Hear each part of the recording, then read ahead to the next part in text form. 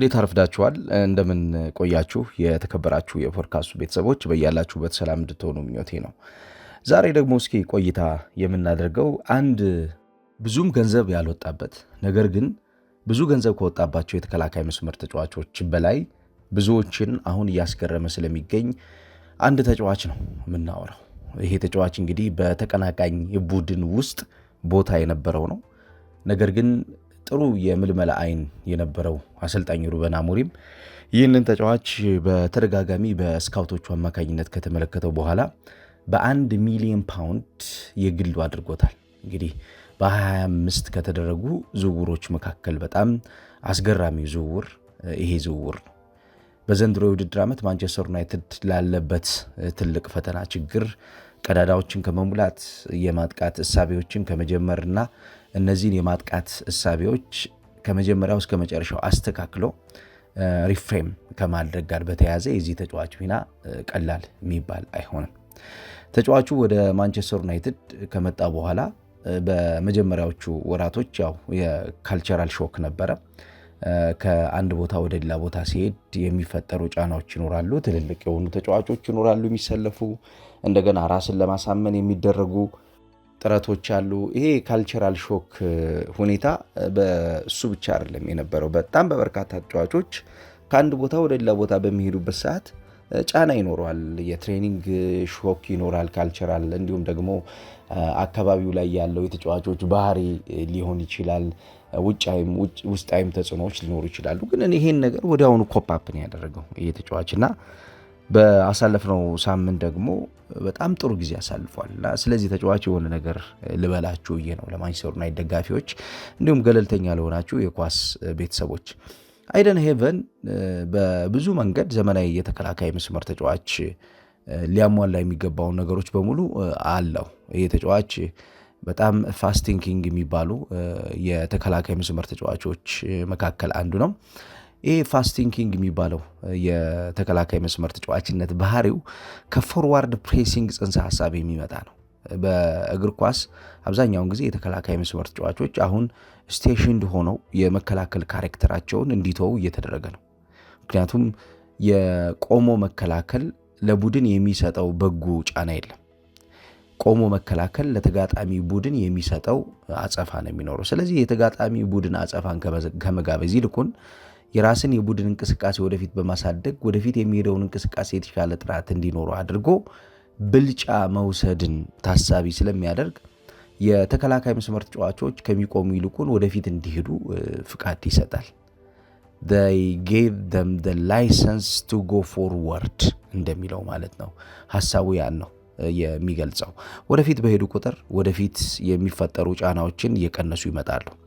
ወደ ኋላ በተመለሱ ቁጥር ከፊት የሚመጡ ጫናዎችን መቆጣጠር ያቅታቸዋል እንደሚባለው ማለት ነው። አይደን ሄቨን በዚህ እሳቤ ውስጥ እንግዲህ ያለ ተጫዋች ነው። እንዳውም አሰልጣኝ ሩበን አሞሪም ስለዚህ ተጫዋች ሲናገር ምንድን ነው ያለው? ካሰብኩት በላይ ፈጥኖ ቶሎ ለቡድኑ የመከላከል ቅርጽ ወሳኙ ተጫዋች እየሆነ መጥቷል እና በጣም ደስተኛ ነኝ ይባል። አንደኛ ኢነርጂ ያለው ይሄ ተጫዋች፣ ሁለተኛ አሰልጣኝ ሩበን አሞሪም እንደያችሁት የኒውካስል ዩናይትድ ጨዋታ ወቅት የነበረውን የመከላከል ታክቲክ አሁን እየቀየረ ነው። ያው ብዙዎቹ ሲወተውቱት ከቆዩ በኋላ ይህንን ነገር ራሱ በራሱ ፍላጎት በራሱ ፈቃድ አድርጎታል። የነሱ ውትወታ ሳይሆን እሱን ጫና የከተተው የራሱ ሐሳብ ብቻ ነው። ለሱ የሚሆነውን ነገር ራሱ ነው የሚያደርገውና ወደ 4 ተከላካዮች እየሄደ ነው የሚገኘው። የኒውካስል ዩናይትድን ጨዋታ ከተመለከታችሁ ሞር እግር ኳሱ ያው ዳይናሚዝሙ ስላለው የተለዋዋጭነት ባህሪ ስላለው ትልቁና መሰረታዊ የሚባለው የአሰልጣኝ ሩበን አሞሪም ኳሊቲ ደግሞ በራሱ ሐሳብ ውስጥ ቆይቶ እሱ የሚሆነውን ነገር ማድረግ መቻሉ ብቻ ስለሆነ አሁን የሚፈልገውን ነገር በራሱ ጊዜ እያደረገ ነው የሚገኘው። ስለዚህ ለዚህ የተከላካይ መስመር ስትራክቸር አሁን ላይ በጣም ወሳኝ ከሚባሉ ተጫዋቾች መካከል አንዱ ሆኗል አይደን ሄቨን። በጣም የሚደንቀው አይደን ሄቨን ሲመጣ 1 ሚሊዮን ፓውንድ የወጣበት ተጫዋች ነው። በኒውካስል ዩናይትዱ ባሳየው ፐርፎርማንስ እና ከዛ በፊት በነበሩት መነቃቃቶች ምክንያት የዚህ ተጫዋች ዋጋ አሁን ወደ 25 ሚሊዮን ፓውንድ አድጓል። ከፍ እያለ ነው። የትልልቅ ቡድኖች ትኩረት እንደሚሆንና ትልቅ ቦታ ላይ መድረስ የሚያስችለው ኳሊቲ እንዳለው የሚያሳይ ነው። ስለዚህ ይሄ ተጫዋች በማንቸስተር ዩናይትድ ምንድነው ሊጨምር የሚችለው? ማንቸስተር ዩናይትድን በመከላከል አደረጃጀት ምንድነው ሊሰጠው የሚችለው ጥብቀት?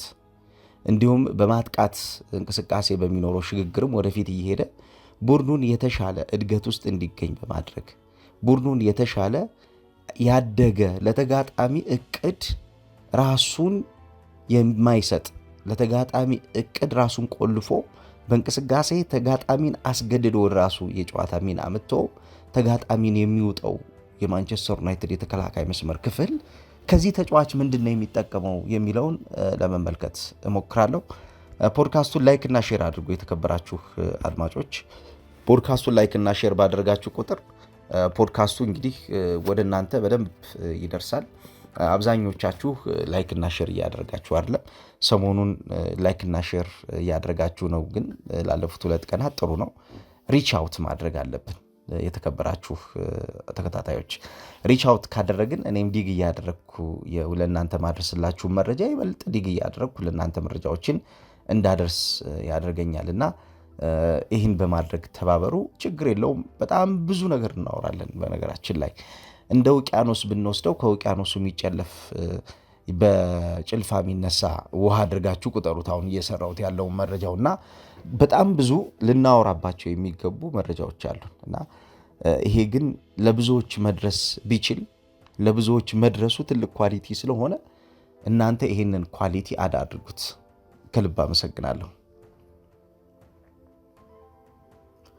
አይደን ኤቨን በማንቸስተር ዩናይትድ እንግዲህ አሁን ሊጨምረው ይችላል ተብሎ የሚታሰበው ነገር በተለይም ቤዚክ የሚባለው ስትራክቸሩ ቤዚክ የሚባለው የተጫዋቹ ኳሊቲ የመጀመሪያው ኮምፖዠር ነው።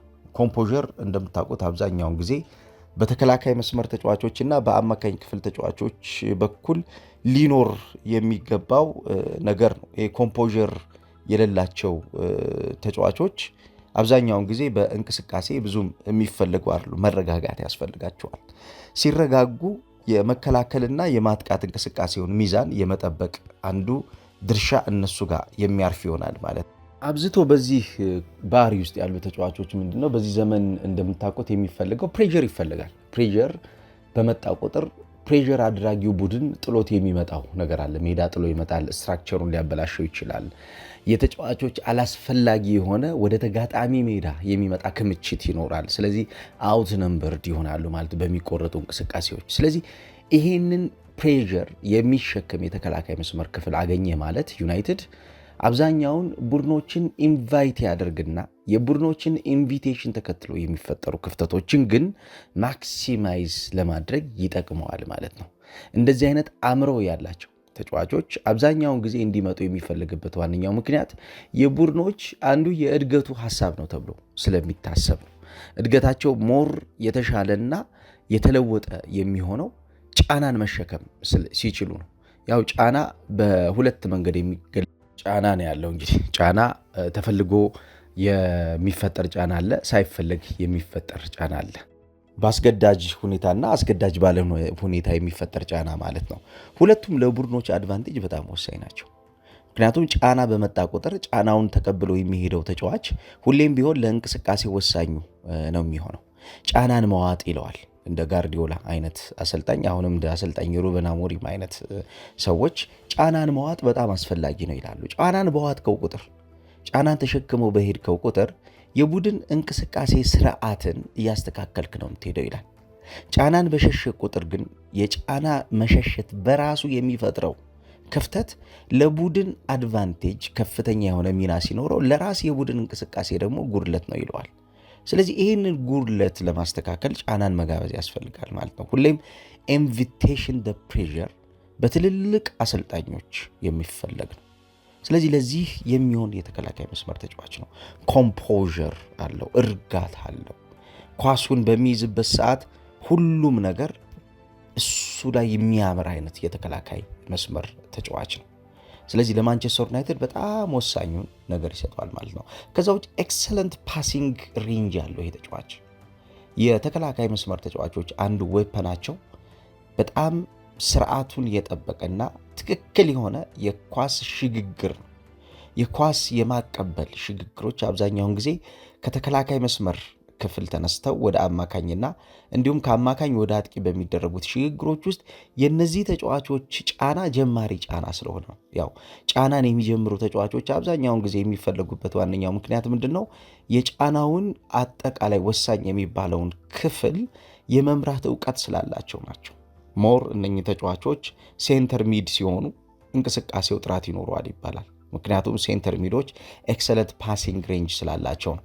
ነገር ግን እንደ አይደን ሄቨን አይነት ተጫዋቾች አብዛኛውን ጊዜ የኤክሰለንት ፓሲንግ ሬንጅ ያላቸው፣ ስለዚህ አማካኝ ክፍል ላይ ቡድኖች የሚያገኙትን ኳሊቲ ይሄ ተጫዋች አግኝቶታል ማለት ነው።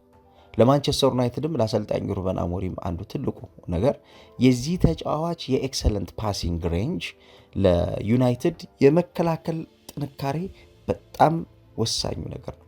ከዛ ውጭ ፊዚካል ፕሬዘንሱ ነው። እንደምታዩት ይህ ተጫዋች ታወር የሚያክል ልጅ ነው። ከዛ ውጭ ደግሞ የሰውነት ግዝፈቱ ገና ልጅ ነው። ያው እያደገ እየጎለበተ ይመጣል። በአሰልጣኝ ሩበን አሞሪም የታክቲካል ለውጦች ውስጥ በተለይም ደግሞ የሌፍት ፉት ሴንተር ባኮች እጅጉን በጣም ይፈልጋሉ እና አሰልጣኝ ሩበን አሞሪም ይሄን ተጫዋች ይፈልገዋል። የሌፍት ፉትድ የሴንተር ባክ ተጫዋቾች ማለት ነው። እንዳውም እሱ ምንድን ነው የሚለው ሩበን አሞሪም ኢትስ ኤ ፕራይመሪ አሴት ነው የሚለው። የመጀመሪያው የግራ የመሃል ተከላካይ ዩኒክ ፓሲንግ አንግሎችን ይሰጠናል ነው የሚለው። ዩኒክ ፓሲንግ አንግል ምንድን ነው? ዩኒክ ፓሲንግ አንግል ልተንት ነው። መደበኛ የሆነ ተፈጥሯዊ የሆነ የፓሲንግ አንግል አለ። ያው ፓሲንግ አንግል እንደምታውቁት የኳስ መቀበያ አቅጣጫዎች ፖይንቶች ማለት ነው። ሪሲቪንግ ፖይንቶች ናቸው። በእነዚህ ሪሲቪንግ ፖይንቶች በመደበኛው የቀኝ እግር በሚጫወቱ ተጫዋቾች የሚሰጠው ኳስ ይታወቃል ወይም ደግሞ ተገማች ነው። በግራ እግር ኳሊቲ ባላቸው ተጫዋቾች ግን አንዱ ትልቁ ፖይንታቸው ምንድን ነው? ዩኒክ ፓሲንግ፣ የተለየ ያልተጠበቀ፣ ያልተገመተ፣ ያልታሰበ ተጋጣሚ ቡድን ይሆናል ብሎ ያላቀደውን ንክኪዎች ይፈጥራሉ።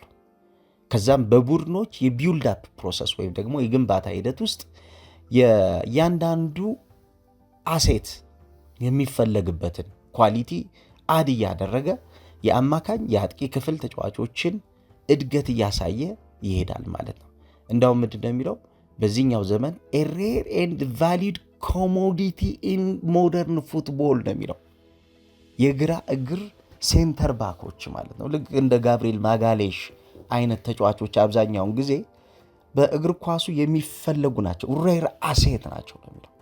በጣም ውስን የሆነ በእግር ኳስ ውስጥ የሚገኙ እንደ እንቁ የሚታዩ ተጫዋቾች ናቸው። ምክንያቱም ሴንተር ባኮች አብዛኛውን ጊዜ የቀኝ ሴንተር ባኮችን ስለሚጠቀሙ ማለት ነው። ስለዚህ ይሄ ትልቁ ኳሊቲ። ሁለተኛው የዚህ ተጫዋች አንዱ ኳሊቲ ብለን የምናነሳው ምንድን ነው? በየጨዋታዎቹ እያሳደጋቸው የሚመጣቸው እያሳደጋቸው ያለው የፓሲንግ ፐርሰንቴጅ አፈጻጸሙ ነው። በጨዋታ በነገራችን ላይ በጣም የሚደንቅ ስራ ነው እየሰራ ያለው። የማንቸስተር ዩናይትድን ፕሬሲንግ ቡስት እያደረገ ነው የሚገኘው። ኮምፕሌሽን ፐርሰንቴጁን ስንመለከት ተጫዋቹ ከ92 እስከ 94% ነው በሪሰንት ማች ስታቱ ማለት ነው። በተሰለፈባቸው ጨዋታዎች ከ92 እስከ 94 ፐርሰንታይል የሚጠጋ የፓሲንግ አቢሊቲ አፈጻጸም አለው። በነገራችን ላይ የዚህ ተጫዋች ካልምነስ ዊዝ ፕሬዠር፣ ፍሪኩዌንት ኢስኬፒንግ አግሬሲቭ ፕሬሲንግ እና ሾዊንግ ማቹሪቲ ቢዮንድ ቱ ሂዝ ሂርስ ነው የሚለው። እንደው ከሱ እድሜ በላይ ናቸው ነው እያለ ያለው። አግሬሲቭ ፕሬሲንግ እንደምታውቁት በዚህኛው ዘመን ብዙ ቡድኖች ለማምለጥ ይሞክራሉ በተከላካዮቻቸው፣ ግን ይህን አግሬሲቭ ፕሬሲንግ ብዙ ቡድኖች ሲያመልጡ አንመለከትም። ፍሪኩዌንትሊ ነው በተደጋጋሚ አግሬሲቭ ፕሬሲንግን ያመልጣል ይሄ ተጫዋች። በተደጋጋሚ ባመለጠ ቁጥር እንቅስቃሴዎቹ ምን እየሆኑ ይመጣሉ ማለት ነው? ለማንቸስተር ዩናይትድ የሚጨምሩት ነገር እያደገ ይመጣል። ያ ለማንቸስተር ዩናይትድ እያደገ የሚመጣው ጫናን ተሸክሞ አሸንፎ መሄድ ትልቁ አሴት ነው ማለት እንችላለን። ከዛ ውጭ ትልቁ ሌላው ኳሊቲ ምንድነው? ዲፌንሲቭ ሶሊዲቲ ነው። በተለይም ደግሞ የዲፌንሲቭ ፐርፎርማንስ አንዱ መለኪያ የሚባለው ዊኒንግ ኤሪያል ዱዌሎች ይኖሩበታል። ይሄ በጣም ወሳኙ ነገር ነው። ከዛ ውጭ ደግሞ ግራውንድ ዱዌልም አለ፣ የመሬት ላይ የአንድ ለአንድ ግንኙነቶችን ማሸነፍ። እነዚህን ሁለቱን ነገሮች በሚገባ ነው የሚያደርገው የተጫዋች። እያንዳንዱ እንቅስቃሴውን ከተመለከታችሁት ኳሊቲው እያደገ የተሻለ ነገር መስጠት ይቻላል ለሚለው ምላሽ የሚሰጥ ወሳኝ ተጫዋች መሆኑን እያስመለከተን ነው የሚገኘው። በእያንዳንዱ እንቅስቃሴ ውስጥ አብዛኛውን ነገሮቹ አሸናፊዎች ናቸው። ንክኪዎችን ያሸንፋል፣ ሽግግሮችን ያሸንፋል፣ ይጀምራል፣ ለመጨረስ ይሞክራል። ከዛ ውጭ ደግሞ ማንቸስተር ዩናይትድ ለሚፈልጋቸው ወሳኝ የሚባሉ የአንግል ኦፍ አይዲያስ የሚሆን ተጫዋች ነው። በብዙ መንገድ ለሚፈጠሩ በዚህኛውም አቅጣጫ ለሚፈጠሩ ለተለያዩ አቅጣጫዎች ሐሳብ የሚሆን ተጫዋች ነው። ከዛ ውጭ የዚህ ተጫዋች ትልቁ ኳሊቲ የሚባለው ደግሞ ኤሪያል ፕሬዘንስ ነው። በአየር ላይ መገኘቱ በአየር ላይ ለሚፈጠሩ የማጥቃት ጫናዎች፣ በአየር ላይ ለሚፈጠሩ የመከላከል ጫናዎች ምላሽ የሚሰጥ ተጫዋች ነው። እነዚህን ሁለቱን ነገሮች በተደጋጋሚ ሲያደርግ ከተመለከታችሁት አብዛኛውን ጊዜ የተሟላ ወይም ደግሞ ነባር ተጫዋቾች የሚያደርጉትን ነገር ነው የሚያደርገው። አብዛኛውን ነባር ተጫዋቾች የሚያደርጉትን ነገር ሲያደርግ ደግሞ ከነሱ ፐርፎርማንስ በተሻለ እንጂ ከነሱ ፐርፎርማንስ በወረደ አይደለም የሚያደርገው። ይሄ እንዳውም ሩበን አሞሪምን አስደንቆት ምንድን ያለው ረጅም ጊዜ በዚህ ቡድን ውስጥ የቆየ ተጫዋች መስሎ ነው የሚጫወተው። ይሄን እንቅስቃሴ በየጊዜው እያደረገ በመሆኑ እኛ በጣም ደስተኞች ነን፣ ተጠቃሚዎቹ እኛ ነን የሚል ሐሳብ ነው የሚያነሳው። ይሄ እንደ አሰልጣኝ ለቡድን እቅድ፣ ለቡድን ስትራቴጂ፣ ለቡድን ሐሳብ ለሚፈጠሩት ጫናዎች ጫናን መሸከም፣ ጫናን ማሸነፍ የተከላካይ መስመር ተጫዋቾች በተለይም ደግሞ ሞደርን ሴንተር ባክስ የሚባሉት ሚናቸው እንዲሆን ይፈልጋል። የነኚህ የማል የተከላካይ መስመር ተጫዋቾች ጫናን በተሸከሙ ቁጥር ምን ሀፕን ያደርጋል ማለት ነው? የቡድን ስትራክቸር ባላንስድ ሴታፕ ውስጥ ያርፋል ማለት ነው። ሚዛኑን የጠበቀ የመከላከል አደረጃጀት ውስጥ ይኖራል ማለት ነው። ሚዛኑን የጠበቀ የመከላከል አደረጃጀት አብዛኛውን ጊዜ የቡድንን የአማካኝና የአጥቂ ክፍል ተጫዋቾችን ሁኔታ ሪፍሬም ያደርጋል። ስለዚህ የአይደን ሄቨን በማንቸስተር ዩናይትድ ውስጥ አሁን ትክክለኛው የተከላካይ መስመር ተጫዋች መሆን ለአሰልጣኝ ሩበን አሞሪም የጨዋታ እቅድ በሚሆን እሳቤ ውስጥ መገኘት፣ ይሄንን ይዞ እንደ ቡድን መቀጠል መቻል ወደፊት ለሚፈልገው የቡድን ግንባታ ትልቅ አሴት ነው የሚሆነው ማለት ነው። ያው ተጫዋቹ እየበሰለ ሲመጣ ደግሞ ይበልጥ እነዚህ መሰረታዊ ነገሮቹ እንዳሉ ሆነው እየበሰለ ሲመጣ ደግሞ ኦል ራውንድድ የሆነ ሁሉንም ነገር ማድረግ የሚችል እድገቱ እጅግ በጣም አስገራሚ የሆነ ተከላካይ ይሆናል ማለት ነው። በዓለም ትልቁ ጥንካሬ የሚባለው የተጫዋቾች በአንድ ቡድን ውስጥ ያላቸው እድገት መማር ላይ መሰረት ካደረገ ነው። የሚማሩበት በተለይም ደግሞ በቡድን ግንባታ ሂደት ውስጥ እየተማሩ እያደጉ የተሻለ የቡድን ግንባታ ቅርጽ አጋዦች ከሆኑ ያ ትልቅ ነገር ነው። አይደን ሄቨን ላይ የምናየው ነገር ያ የቡድን ግንባታ አለ። ተጫዋቹ እንግዲህ በአጭሩም ቢሆን ይህንን ይመስላል። እናንተ ግን እንዴት አያችሁት? የተጫዋቹን ሚና እስኪ ተመልከቱትና ሐሳብ አስተያየት ስጡበት። ስለነበረን ጊዜ ከልብ አመሰግናለሁ። ነገ በሌላ ሐሳብ እንመጣለን። ነገ አስቶን ቪላ ከአርሰናል ይጫወታሉ። ይህንን ጨዋታ ታክቲካል ባትል ጨዋታው የት ያልቃል የሚለውን ለመመልከት እንሞክራለን። ጥሩ ጊዜ ይውላችሁ።